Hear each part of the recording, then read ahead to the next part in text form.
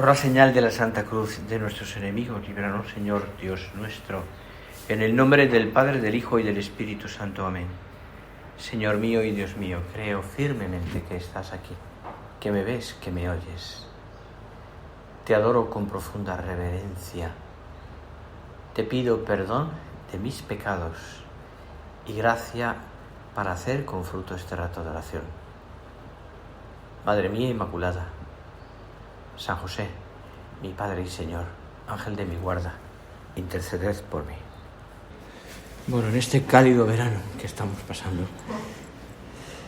que a todos, pues de una manera u otra, nos afecta, no paramos en el ritmo de nuestra vida, como es lógico, de nuestra vida interior. No tenemos vacaciones para Dios, como que decía aquel, ¿no? Pero no tenemos tiempo para que, iba a decir descansar de Dios, pero es una tontería, ¿me entiendes? Descansar de una manera como al margen de Dios. No es propio nuestro, ni es propio de un cristiano. Vivimos, como te digo, pues metidos en Dios, porque vamos metidos en Dios, y hay tantas cosas pequeñas que lógicamente que nos afectan, y que, pues, pienso en el accidente del otro día en México, que ayer hablaba con un cura de México por otro motivo en WhatsApp, y me comentaba que estaban muy conmocionados, que estaban muy, pues, como muy dolidos, muy la palabra no la recuerdo, pero ya puedes imaginarte, ¿no? Pero recibieron una carta del Padre, hicieron, en fin. Pues en medio del dolor y en medio de lo que vivimos nosotros, y del intentar descansar, y de la gente que atendemos, y de mil cosas, tú y yo, como todos los días, nos paramos. Me paro ante ti, Señor, y quiero que en el reposo de mi oración poder hablar contigo, abrir el Evangelio y repasar otra vez la palabra de Dios, esa palabra que llega al corazón y que nos ayuda tanto, pues, a introducir en nuestra vida la vida de Dios, conociéndole. Y en concreto mañana, bueno, el domingo, este domingo, iniciaremos, creo que se inicia, o al menos en esta época se suele recordar, aquel largo discurso del Señor en Cafarnaúm, y que empieza por un milagro. El milagro de la multiplicación de los panes y de los peces, capítulo 6 de San Juan, a partir de ahí. La escena la recuerdas bien, el Señor ha ido a la otra parte del mar de Galilea, de Tiberíades. Había mucha gente. Subió a la montaña con sus discípulos y vio que la gente, al ver a Jesús allí a lo alto de un montículo más que una montaña, pues acudía. Y acudía mucha gente. Habla incluso de un número concreto. Y empieza el Señor, con ese ánimo suyo y ese alma sacerdotal, a predicarles, a hablarles del reino de Dios, a abrirles el corazón. Es curioso, ¿no? Es curioso que escuchaban todos atentamente. Es verdad que es la palabra de Dios, pero entiendo también que humanamente el Señor tenía unas dotes muy especiales para hablar en público, y para hablar también, y para captar la atención de tanta gente. Insisto, es Dios, y lo hace, pero también como hombre tenía esas cualidades. Utiliza parábolas, habla de ejemplos, les habla sencillamente, al corazón. Aquella gente entiende.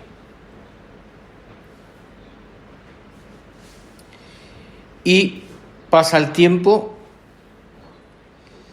se va echando el día encima, y dice concretamente Felipe, ¿qué vamos a hacer con tanta gente que tiene que comer?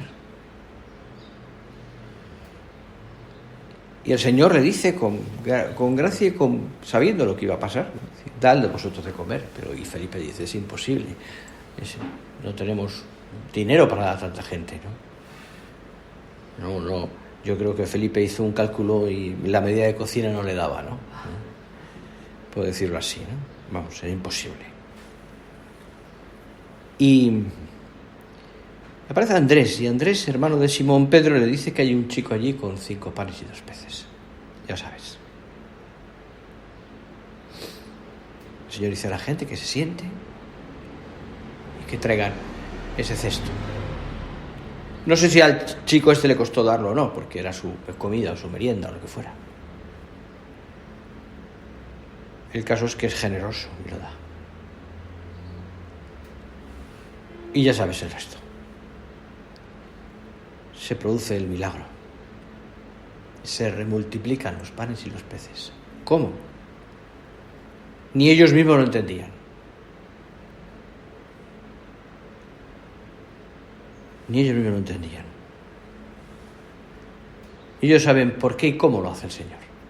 Porque el hecho es que allí no se gastaban. Sacaban y no se gastaban. Repartían y siempre había. Es la pedagogía de Dios. Nunca nos cansa, siempre hay. Siempre su palabra y sus hechos nos llegan al corazón, siempre. Y mira que lo hemos oído, y mira que hemos visto tantas veces los panes y los peces, y mira que hemos leído siempre sus palabras, y sin embargo nos siguen llegando al corazón. Es la palabra de Dios. Él sabe perfectamente, lo sabe porque nos conoce, te conoce, me conoce muy bien, qué necesidades tenemos, tanto espirituales como materiales. De hecho, Él en su infinita sabiduría, tú, el Señor, así, eres capaz de verlas. Y con tu omnipotencia puedes también llegar mucho más lejos que nuestros deseos. Mucho más. Podríamos decir,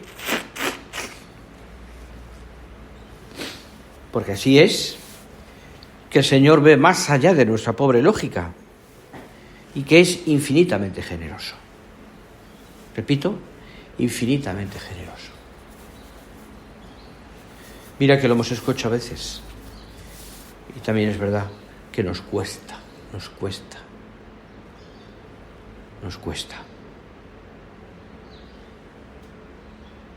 Aquí podríamos pensar, precisamente, eso de que cuando acudimos al Señor, pues hay ocasiones en las cuales, y no son pocas, el Señor no nos concede las cosas. ¿Cuánto me he cansado de pedirle a Dios esto? ¿O cuántas veces le pido al Señor que cambie en mi vida o que ayude a uno de mis hijos, te dicen, ¿no? O que salgamos de esta penuria económica o de que, yo qué sé, que la situación también física o médica, ¿no? Pues se arregle. Y le pido al Señor y no me lo concede. Nos cuesta ver que Dios, que nos conoce así infinitamente, con su sabiduría, sabe mucho mejor lo que nos conviene. Y aunque no haya resultado de algo que pedimos, se debe a muchos motivos, ¿no? Quizás quiere que le insistamos más para que afiancemos ese deseo de pedir. Otras veces se puede deber a que en realidad lo que el Señor quiere es darnos algo mejor todavía de lo que podemos intuir en el primer momento. Otras que quiere probablemente que aquello no nos conviene, aunque nos parezca que sí.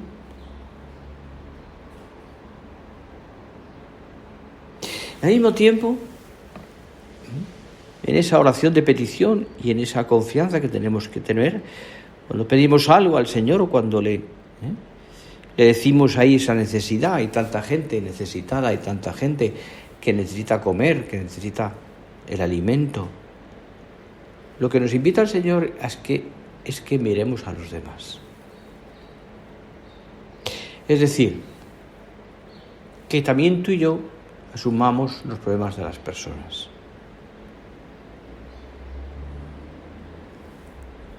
Dice, haz lo tuyo. Dice el Señor, fijaros, a los apóstoles, dadles vosotros de comer. Haced vuestro el problema de esa gente. Él sabía que era imposible, que no había de qué. Pero insiste, quiere que ellos vean, los apóstoles, que son ellos quienes tienen que resolver aquello. Les tocará más adelante, evidentemente, cuando el Señor ya se haya ido. Les tocará.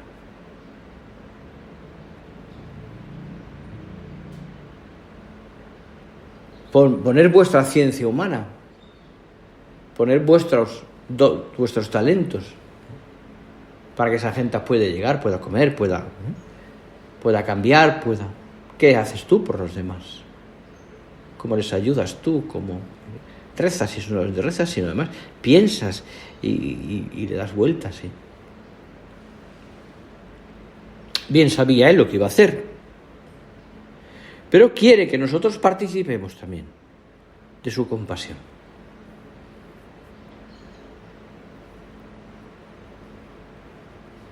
Que no es solo un sentimiento, sino que se manifiesta en obras.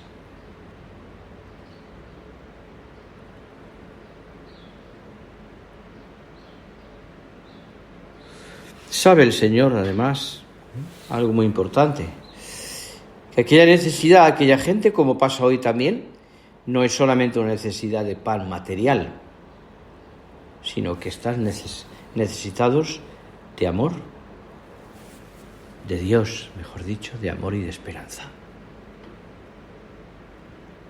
Y es claro que eso solo lo puede dar Él.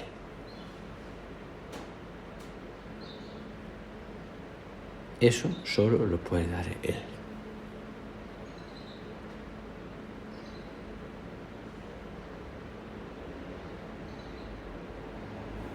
El otro día, hace unos días, me llamaba una persona, no de aquí, muy amigo, que lo está pasando mal, de muchas maneras, económicamente y materialmente, familiarmente, No era una hora muy católica, eran más de las 12 de la noche casi. No sé qué hacía yo a esas horas despierto, pero en fin. El caso es que me dijo, ¿me puedes escuchar? Somos muy amigos.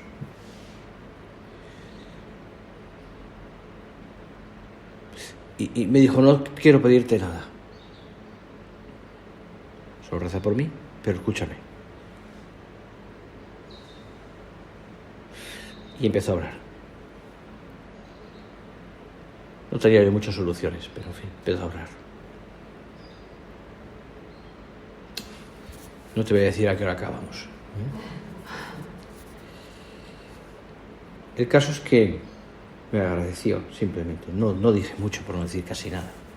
Algún consejo, pero no tenía yo muchas soluciones. Lo único que necesitaba era esperanza.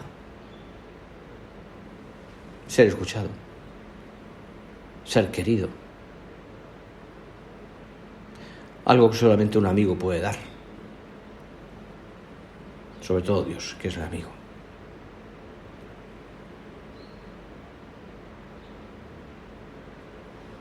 Que es bonito pensar cómo el Señor, después de este episodio, empieza a hablar del pan de vida, porque en el fondo el pan que les da, ese pan que multiplica y que llega a tanta gente, pues se gasta, se quedan unos canastos llenos de sobras, pero después se gasta. Y lo que el Señor les quiere dar es algo más, no solamente un plan material, sino lo que quiere el Señor es, sobre todo, que entiendan qué necesitan de Él. Y luego ya les habla del pan de vida, la manera verdadera de alimentar el alma.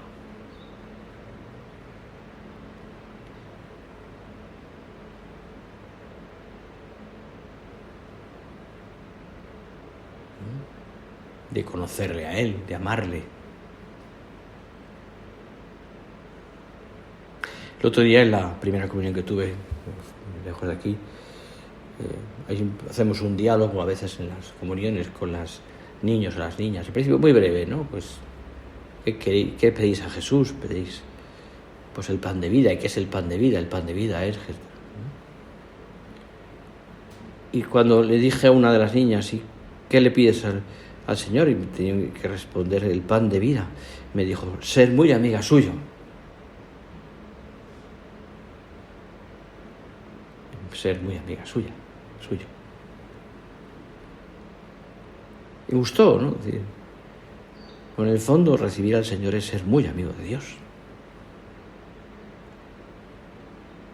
Ser muy amigo de Él.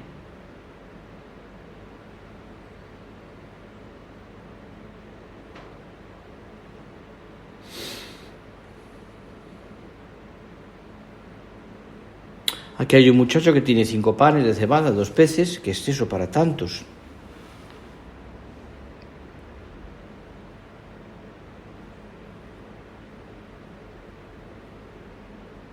A veces la realidad se nos presenta, se nos presenta como algo infranqueable. ¿Qué podemos hacer para tanta gente? ¿Qué podemos hacer con 5 panes y 2 peces? ¿Qué puedo hacer, Señor, con tan pocos medios? ¿Qué puedo hacer ante este mundo que se nos va de Dios, o ante esta situación que me supera, ¿no? Aquel momento en el que nuestro Padre en Londres, entre comillas, se viene abajo porque ve que aquella inmensidad de una urbe del poder económico y el poder político, y ¿qué puedo hacer yo? Me parece un muro infranqueable. No doy abasto, Señor, en estos problemas concretos que a veces vemos tan complejos. Alimentar una multitud, por ejemplo, con 2 panes y 5 peces. ¿Y qué nos pasa? Pues que nos desalentamos. Nos desilusionamos con lo poco que tenemos, como Felipe o como Andrés. Y fijaros, podríamos decir que hay que ver la historia, ¿no? La historia de la fe y la historia también de la obra. Podemos poner un título. Es la historia de lo imposible.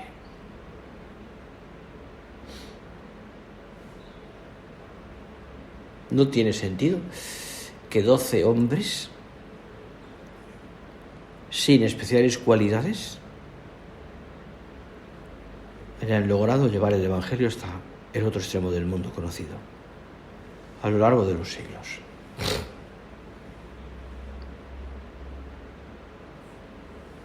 Es humanamente impensable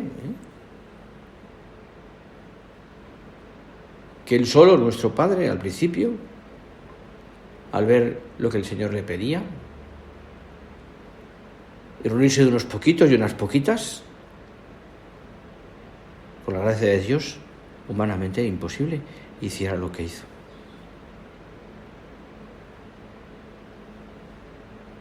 Como decía él, un no parar. Y sin embargo, Dios hace lo imposible. Y eso ocurre todos los días. Y ocurre delante de mí y de ti, en la misa, donde un poquito de vino y un poco de pan se convierten en Dios. Pero el milagro no se produce de la nada, sino de lo poco que aportamos nosotros, de lo poco que aquel niño aporta. No nos pide el Señor lo que no tenemos,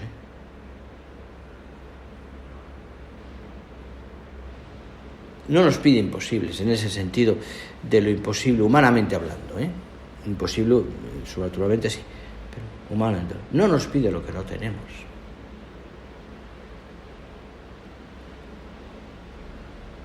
Sino que nos pide, nos hace ver que eso poquito que yo tengo, mi lucha, mi esfuerzo, mi dolor, mi cansancio, mi oración, mis virtudes, mis talentos, pocos y no grandes, los ponga a su servicio.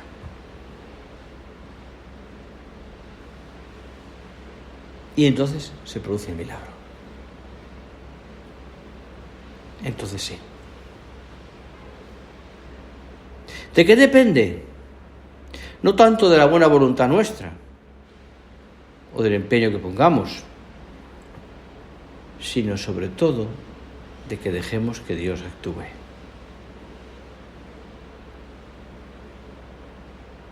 Él quiere que le demos lo que tenemos. ¿Qué tenemos? Tiempo, vida, dedicación, virtudes. A veces, Señor, mis propias miserias.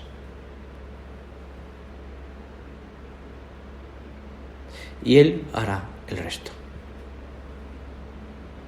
Esta situación me parece, pues, pensar, imposible. Esto me parece como algo impensable, ¿no? Y estoy pensando en cómo, pues en la labor o en tantas personas que tratas o que te parece a veces como tan difícil, ¿no? Deja hacer a Dios. Pon tú lo que tienes en tus manos. Eso sí, gástate, dedica el tiempo, procura pedir perdón cuando hacemos las cosas mal, pidamos perdón, rectifiquemos, lo haremos todos los días, pero sigamos teniendo fe.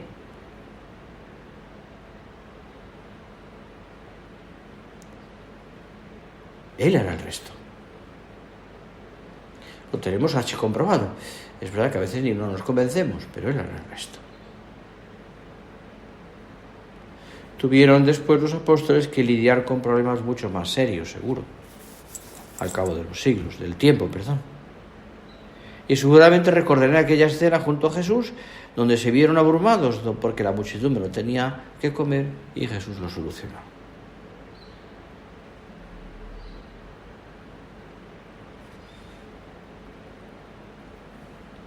Por tanto, se dieron cuenta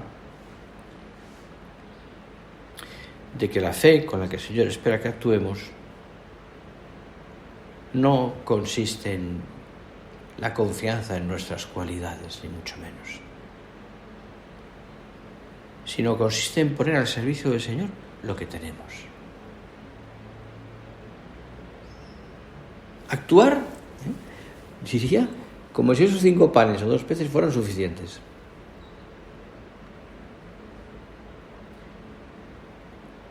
Incluso mientras que hacemos las cosas sabiendo que nuestra limitación está como fallando, seguir, porque Dios hará. ¿Cuántas veces decimos y pensamos, ¿no? Pues esto es imposible, pero tú reza, trabaja, que Dios hará.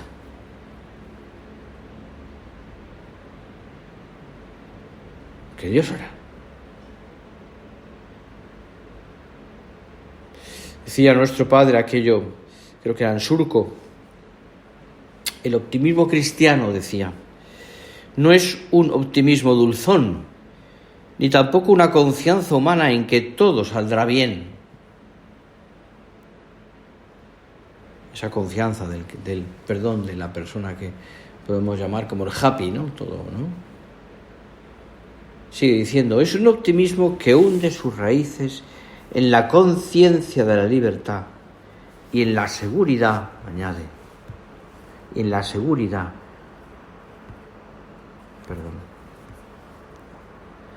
y en la seguridad del poder de la gracia. Un optimismo que lleva a exigirnos a nosotros mismos, a esforzarnos por corresponder en cada instante a las llamadas de Dios.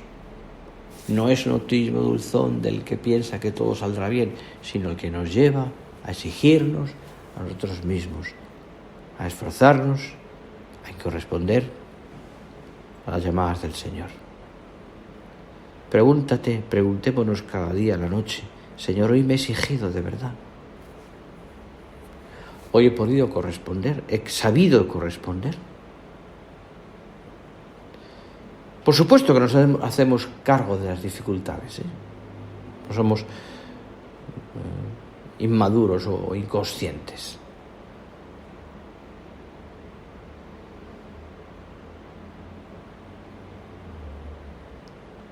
No. La fe genera un optimismo, dice nuestro Padre, que hunde sus raíces en la conciencia de la libertad. Es decir, saber que las cosas pueden ir mal. Y de hecho a veces van mal. Porque en el fondo la libertad nuestra y la de los demás muchas veces no quiere lo que quiere Dios. Por supuesto que lo sabemos. Por eso el optimismo es un optimismo que lleva a esforzarnos por corresponder en cada instante a las llamadas de Dios. Por eso pensadlo, y voy acabando ya el rato de oración. La fe que el Señor me pide no es una confianza, entre comillas, de la buena marcha de las cosas sin más, sino más bien la seguridad de que vayan como vayan las cosas, Dios siempre se servirá de ellas en favor nuestro y de la Iglesia entera y de quien me rodea.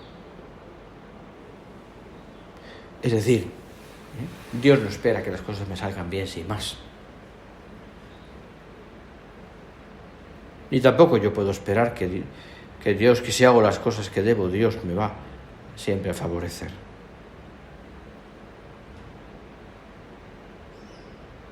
Es como pensar que basta ser bueno para que todo sea positivo, ¿no?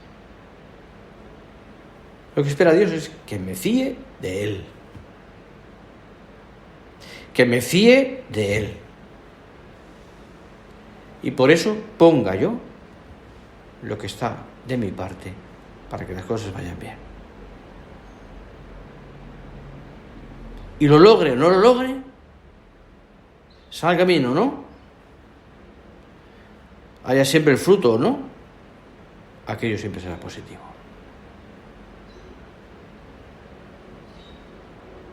Siempre.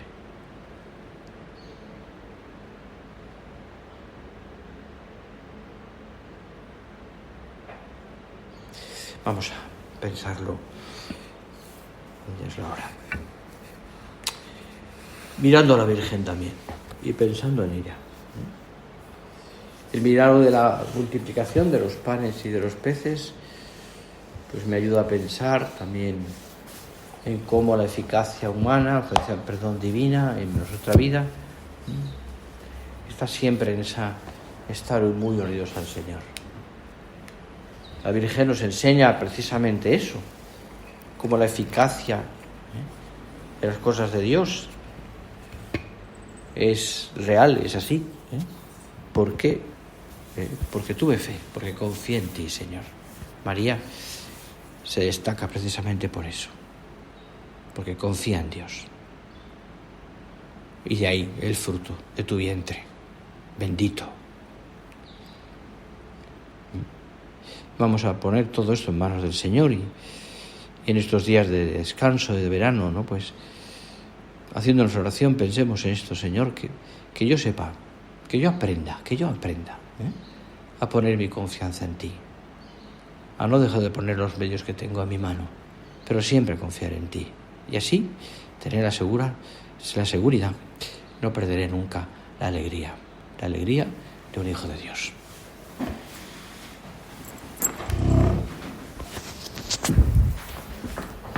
Te doy gracias, Dios mío, por los buenos propósitos afectos e inspiraciones que me has comunicado en esta meditación. Te pido ayuda para ponerlos por obra.